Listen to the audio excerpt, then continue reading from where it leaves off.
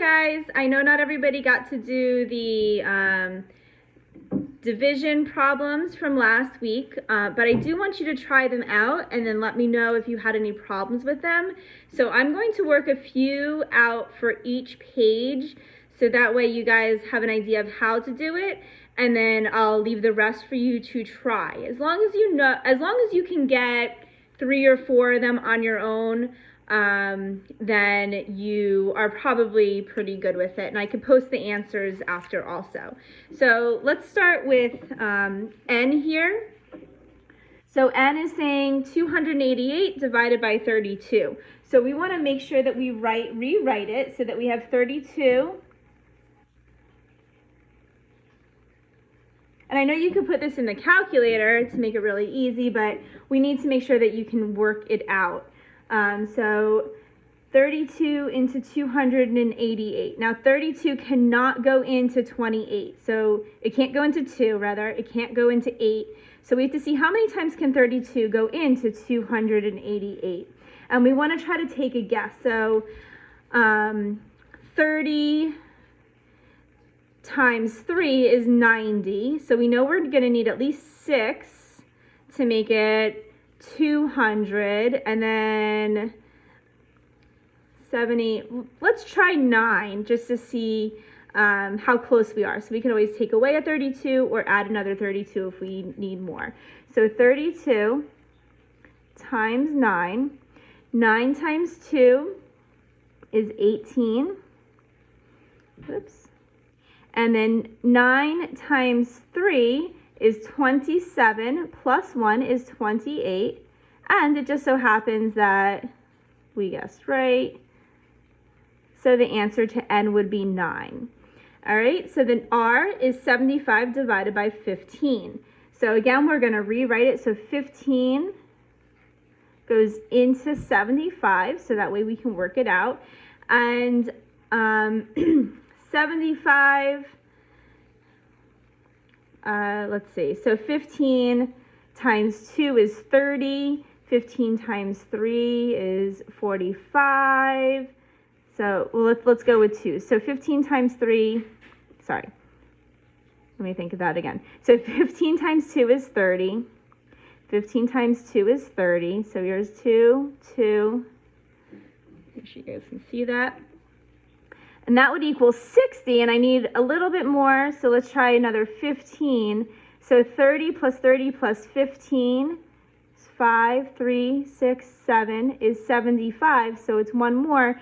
So 15 can go into 75. 2 plus 2 is 4, plus 1 is 5 times. All right, so let's do S, and then I want you guys to try a few on your own. So again, 30 into 90, and I know, now this is easy because I can drop those zeros. Let me actually show you.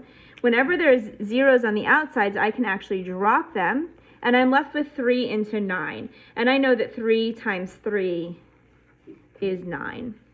All right, so you can look at down here. So G, again, there's 2 zeros. There's a minimum of 2 zeros for each, so I can drop 2 zeros from both, and I'm left with 90 divided by 3. Let's see, here's 1 0 at the end, but there's not a 0 here, but here we have zeros at the end. So I'm left with 575 divided by 25. So it's just to make math a little bit easier. 64 divided by 8, and then we have 2 more over here. So you can do it that way if you understand what I'm saying, just to show you an easier way to do the division, or you can do the division the way you normally would, leaving those zeros there. All right, so I want you to try a few for clue 1. Clue 2 is similar, but now we have a decimal, so it's a little bit more challenging. So we always want to make sure right away with this, if there's no decimals on the outside, this decimal point needs to be brought up immediately. So that's our first step. All right. And then we can just do the division. So 8 can go into 8 1 times. Again, 8 can go into 8 1 times. 8 cannot go into 4. So I will need to add another 0. And I'm left with 40. So 8 can go into 40 5 times. All right. I'll work out this one a little bit more so you can see the math going down. So we know that, again, we're going to start right away bringing that decimal up before we do anything. 3 cannot go into 1, so that would be a 0, but I'm not going to put that just so we don't confuse ourselves. 3 can go into 15 5 times, because 3 times 5 is 15. So I'm left with 0. All right, and I bring down my 2. Now 3 cannot go into 2, so I'm going to put a 0 here, and I'm going to bring down my 7.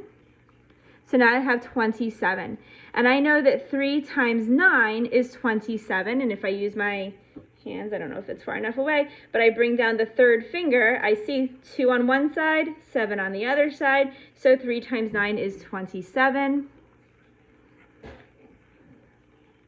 And if you don't understand that trick, let me know so I can show it to you. And my answer is 5.09. All right, we'll do one more together, and then I want you guys to try a few on your own. So here we have 5 going into 75.3. First thing we need to do, bring up that decimal. 5 can go into 7 1 times, and I'm left with a 2. So I bring down my 5. So I have 5 can go into 25 5 times. So I'm left with a 0. I bring down my 3. 3 is smaller than 5, so 5 cannot go into 3. So I have to add another 0. And 5 can go into 30 6 times. So 5, 10, 15, 20, 25, 30. That would be my 6. And 15.06 is my answer. All right, and if you guys have questions with any of these, again, let me know. Let's move on to clue 3. Okay, clue 3 is, again, getting a little bit more challenging. So we do have a decimal here. We do have decimals involved, rather, but they're on the outside and not just on the inside. So we cannot divide a number when there is a decimal on the outside. We need to make sure that we move that decimal over. So if I move this over, what I'm doing is multiplying by 10.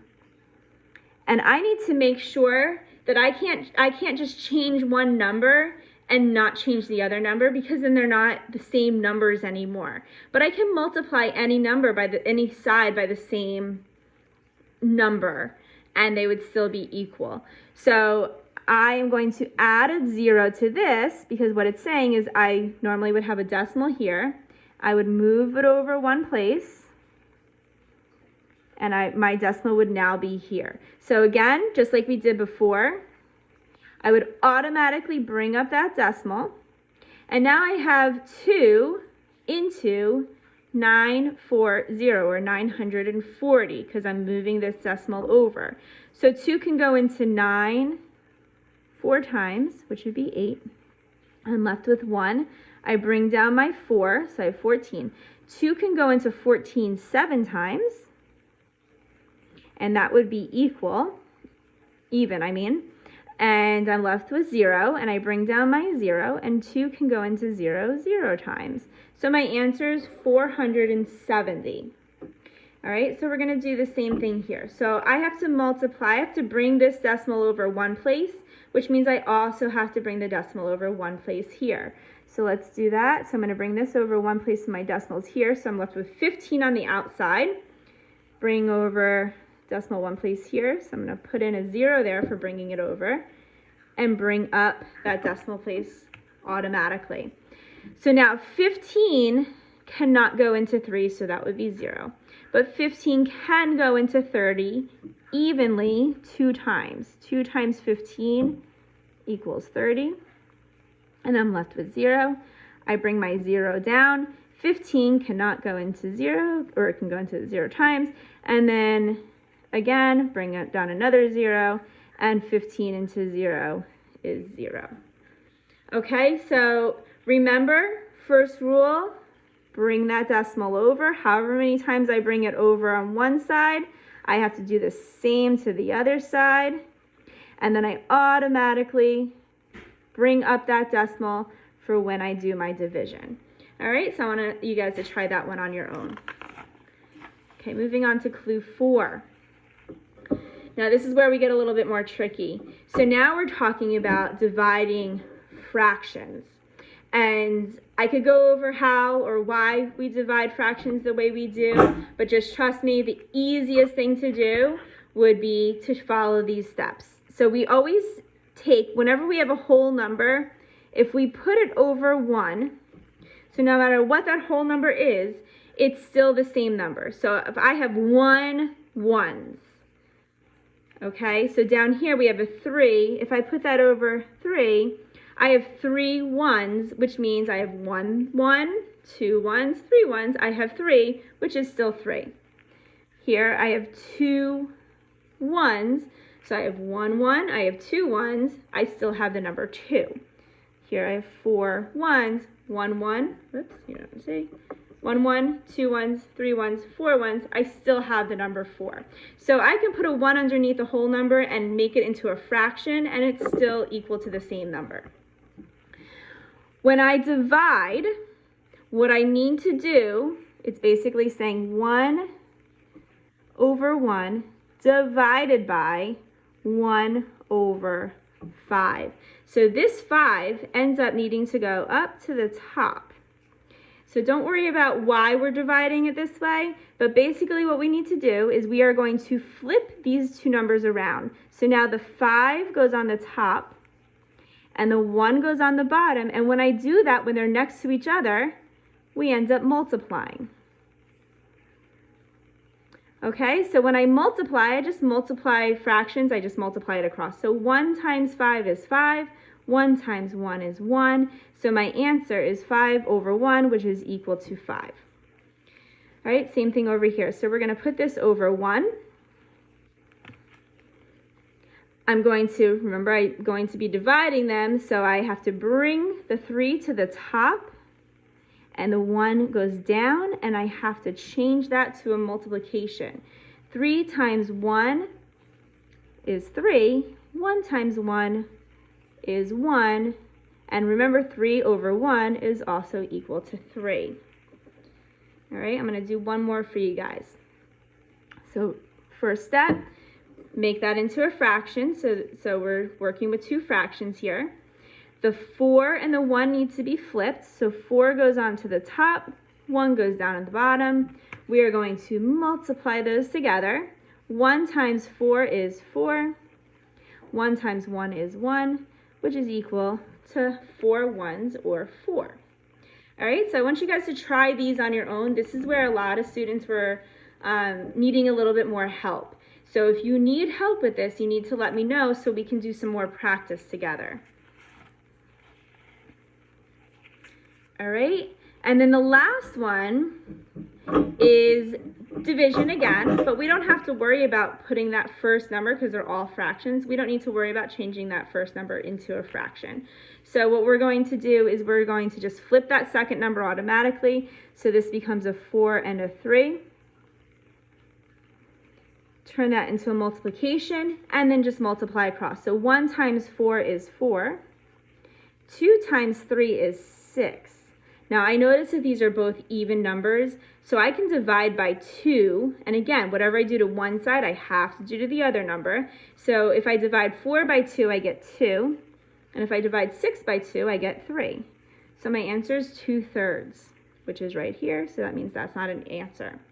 All right, same thing here. So 2 divided by 5 divided by 1 divided by 2. So I would flip this to make it 2 over 1. Change that into multiplication. Sorry, I keep hitting the camera. 2 times 2 is 4. 5 times 1 is 5. And I cannot reduce those two numbers. Okay, we'll do one more. So first step, flip. Second step, we're going to make that into multiplication. 1 times 5 is 5. 3 times 4 is 12.